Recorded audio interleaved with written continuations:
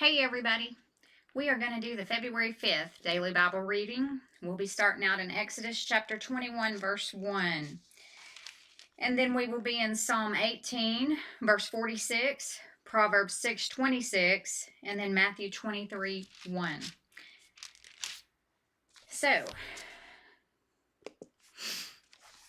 Exodus 21:1. Now these are the judgments which you shall set before them. If you buy a Hebrew servant, he shall serve 6 years. And in the 7th year he shall go out free, and pay nothing. If he comes in by himself, he shall go out by himself. If he comes in married, then his wife shall go out with him. If his master has given him a wife, and she has borne him sons or daughters, the wife and her children shall be her master's, and he shall go out by himself.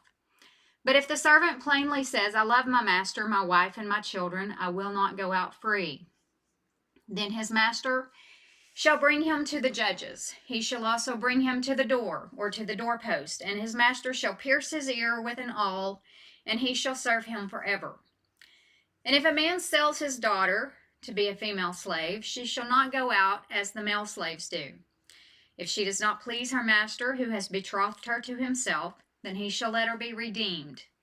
He shall have no right to sell her to a foreign people, since he has dealt deceitfully with her.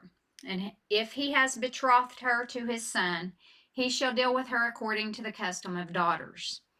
If he takes another wife, he shall not diminish her food, her clothing, and her marriage rights. And if he does not do these 3 for her, then she shall go out free, without paying money. He who strikes a man so that he dies shall surely be put to death. However, if he did not lie in wait, but God delivered him into his hand, then I will appoint for you a place where he may flee. But if a man acts with premeditation against his neighbor to kill him by treachery, you shall take him from my altar that he may die. And he who strikes his father or his mother shall surely be put to death. He who kidnaps a man and sells him, or if he is found in his hand, shall surely be put to death. And he who curses his father or mother shall surely be put to death. If men contend with each other, and one strikes the other with a stone or with his fist, and he does not die but is confined to his bed, if he rises again and walks about outside with his staff, then he who struck him shall be acquitted. He shall only pay for the loss of his time, and shall provide for him to be thoroughly healed. And if a man beats his male or female servant with a rod so that he dies under his hand, he shall surely be punished. Notwithstanding, if he remains alive a day or 2, he shall not be punished, for he is his property. If men fight and hurt a woman with child so that she gives birth prematurely, yet no harm follows, he shall surely be punished accordingly as the woman's husband imposes on him, and he shall pay as the judges determine. But if any harm follows, then you shall give life for life, eye for eye, tooth for tooth, hand for hand, foot for foot, burn for burn, wound for wound, stripe for stripe. If a man strikes the eye of his male or female servant and destroys it, he shall let him go free for the sake of his eye. And if he knocks out the tooth of his male or female servant, he shall let him go free for the sake of his tooth. If an ox gores a man or a woman to death, then the ox shall surely be stoned, and its flesh shall not be eaten, but the owner of the ox shall be acquitted. But if the ox tended to thrust with its horn in times past, and it has been made known to his owner, and he has not kept it confined, so that it has killed a man or a woman, the ox shall be stoned, and its owner also shall be put to death. If there is imposed on him a sum of money, then he shall pay to redeem his life, whatever is imposed on him. Whether it has gored a son or gored a daughter, according to this judgment it shall be done to him. If the ox gores a male or female servant, he shall give to their master 30 shekels of silver, and the ox shall be stoned. And if a man opens a pit, or if a man digs a pit, and does not cover it, and an ox or a donkey falls in it, the owner of the pit shall make it good. He shall give money to their owner, but the dead animal shall be his. If one man's ox hurts another so that it dies, then they shall sell the live ox and divide the money from it, and the dead ox they shall also divide. Or if it was known that the ox tended to thrust in time past, and its owner has not kept it confined, he shall surely pay ox for ox, and the dead animal shall be his own. Chapter 22. If a man steals an ox or a sheep and slaughters it or sells it, he shall restore 5 oxen for an ox and 4 sheep for a sheep. If the thief is found breaking in and he is struck so that he dies, there shall be no guilt for his bloodshed. If the sun has risen on him, there shall be guilt for his bloodshed. He should make full restitution. If he has nothing, then he shall be sold for his theft. If the theft is certainly found alive in his hand, whether it is an ox or donkey or sheep, he shall restore double. If a man causes a field or vineyard to be grazed, and lets loose his animal, and it feeds in another man's field, he shall make restitution from the best of his own field and the best of his own vineyard. If fire breaks out and catches in thorns, so that stacked grain, standing grain, or the field is consumed, he who kindled the fire shall surely make restitution. If a man delivers to his neighbor money or articles to keep, and it is stolen out of the man's house, if the thief is found, he shall pay double. If the thief is not found, then the master of the house shall be brought to the judges to see whether he has put his hand into his neighbor's goods. For any kind of trespass, whether it concerns an ox, a donkey, a sheep, or clothing, or for any kind of lost thing which another claims to be his, the cause of both parties shall come before the judges, and whomever the judges condemn shall pay double to his neighbor. If a man delivers to his neighbor a donkey, an ox, a sheep, or any animal to keep, and it dies, is hurt, or driven away, no one seeing it, then an oath of the Lord shall be between them both, that he has not put his hand into his neighbor's goods, and the owner of it shall accept that, and he shall not make it good. But if in fact it is stolen from him, he shall make restitution to the owner of it. If it is torn to pieces by a beast, then he shall bring it as evidence, and he shall not make good what was torn. And if a man borrows anything from his neighbor, and it becomes injured or dies, the owner of it not being with it, he shall surely make it good. If its owner was with it, he shall not make it good. If it was hired, it came for its hire. If a man entices a virgin who is not betrothed and lies with her, he shall surely pay the bride price for her to be his wife. If her father utterly refuses to give her to him, he shall pay money according to the bride price of virgins. You shall not permit a sorceress to live. Whoever lies with an animal shall surely be put to death. He who sacrifices to any god except to the Lord only, he shall be utterly destroyed. You shall neither mistreat a stranger nor oppress him, for you were strangers in the land of Egypt. You shall not afflict any widow or fatherless child. If you afflict them in any way and they cry at all to me, I will surely hear their cry, and my wrath will become hot, and I will kill you with the sword. Your wives shall be widows, and your children fatherless. If you lend money to any of my people who are poor among you, you shall not be like a moneylender to him. You shall not charge him interest. If you ever take your neighbor's garment as a pledge, you shall return it to him before the sun goes down.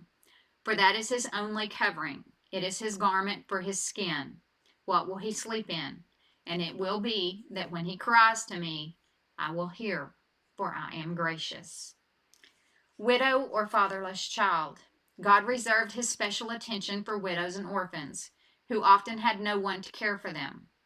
He also reserved a special reaction, his wrath, for those abusing and exploiting them. This wrath would work out in military invasions as the sword reduced the abusers' families to the same status of being without spouse or parents. Interest. One way in which the people showed their concern for the poor and needy was to take no business advantage of them. Charging interest was allowable, but not when it was exorbitant or worsened the plight of the borrower. The psalmist identified a righteous man as one who lends money without interest.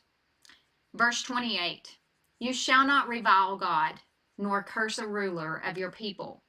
You shall not delay to offer the first of your ripe produce and your juices.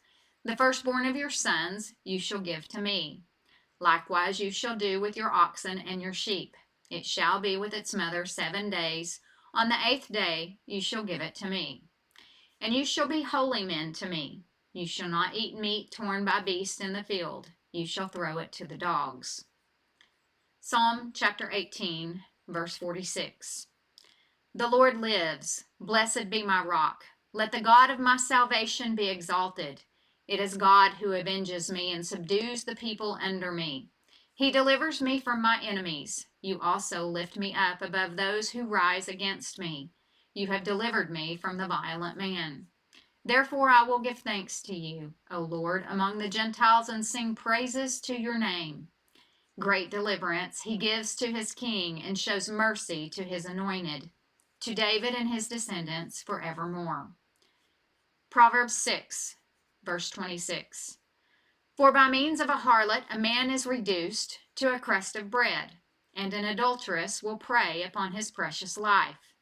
Can a man take fire to his bosom, and his clothes not be burned? Can one walk on hot coals, and his feet not be seared? So is he who goes in to his neighbor's wife. Whoever touches her shall not be innocent. A crust of bread. Here, the smallest piece of bread demonstrates how the prostitute reduces the life of a man to insignificance, including the loss of his wealth, freedom, family, purity, dignity, and even his soul. Matthew 23, verses 1 through 22. Then Jesus spoke to the multitudes and to his disciples, saying, The scribes and the Pharisees sit in Moses' seat. Therefore, whatever they tell you to observe, that observe and do. But do not do according to their works, for they say and do not do. For they bind heavy burdens, hard to bear, and lay them on men's shoulders, but they themselves will not move them with one of their fingers. But all their works they do to be seen by men. They make their phylacteries broad and enlarge the borders of their garments. They love the best places at feast, the best seats in the synagogues, greetings in the marketplace, and to be called by men, Rabbi, Rabbi. But you do not be called Rabbi, for one is your teacher, the Christ, and you are all brethren. Do not call anyone on earth your father, for one is your Father, he who is in heaven. And do not be called teachers, for one is your teacher, the Christ. But he who is greatest among you shall be your servant, and whoever exalts himself will be humbled, and he who humbles himself will be exalted. Phylacteries. They are leather boxes containing a parchment on which is written in 4 columns, Exodus 13, 1 through 10, 11 through 16, Deuteronomy 6, 4 through 9, 11, 13 through 21. These are worn by men during prayer, one on the middle of the forehead and one on the left arm just above the elbow. The use of phylacteries was based on an overly literal interpretation of passages like Exodus 13, 9 through 10. Evidently, the Pharisees would broaden the leather straps by which the phylacteries were bound to their arms and foreheads in order to make the phylacteries more prominent. The borders of their garments, for example, the tassels, Jesus himself wore them. So it was not the tassels themselves that he condemned, only the mentality that would lengthen the tassels to make it appear that one was especially spiritual. But woe to you, scribes and Pharisees, hypocrites, for you shut up the kingdom of heaven against men, for you neither go in yourselves, nor do you allow those who are entering to go in. Woe to you, scribes and Pharisees, hypocrites, for you devour widows' houses, and for a pretense make long prayers. Therefore you will receive greater condemnation. Woe to you, scribes and Pharisees, hypocrites, for you travel land and sea to win one proselyte, and when he is won, you make him twice as much a son of hell as yourselves.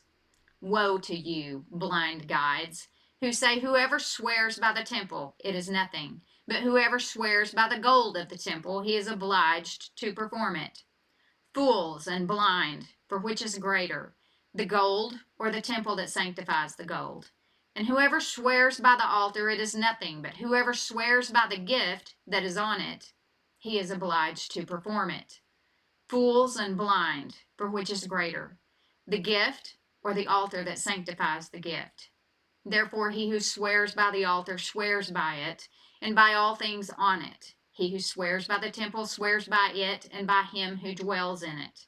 And he who swears by heaven swears by the throne of God and by him who sits on it. So why did Jesus have such a hard time with the Pharisees? Throughout Matthew 23, the words Jesus uses to characterize the Pharisees exposes their true nature. To say they sit in Moses' seat is an expression equivalent to a university's chair of philosophy. It meant they had the highest authority to instruct people in the law. The expression here may be translated, they have seated themselves in Moses' seat, stressing the fact that this was an imagery authority they claimed for themselves. There was a legitimate sense in which the priests and Levites had authority to decide matters of the law. But the scribes and Pharisees had gone beyond any legitimate authority and were adding human tradition to the Word of God. For that, Jesus condemned them. As regards the Pharisees, Jesus tells the multitude to observe and do only what accords with the Word of God. The Pharisees were prone to bind heavy burdens of extra-biblical traditions and put them on others' shoulders. Jesus explicitly condemned that sort of legalism. The Pharisees would even widen their phylacteries and lengthen their tassels to make it appear that they were especially spiritual. That concludes the February 5th Daily Bible Reading. Thanks for joining.